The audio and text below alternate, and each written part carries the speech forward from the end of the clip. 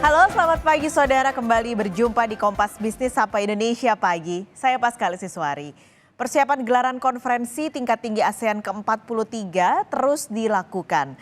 Dalam gelaran ASEAN tahun ini, Indonesia sebagai ketua ASEAN akan mengundang kepala negara non-ASEAN. Presiden Amerika Serikat, Joe Biden, menjadi salah satu kepala negara yang rencananya akan diundang. Saat ditemui di acara Asian Day Celebration, Presiden Joko Widodo mengatakan kehadiran kepala negara non-ASEAN masih dalam proses konfirmasi.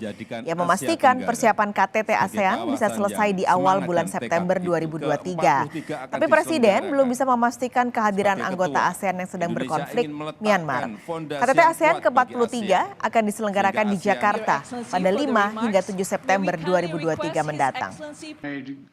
Semuanya sudah direncanakan, semuanya sudah disiapkan dan kita harapkan nanti pada saat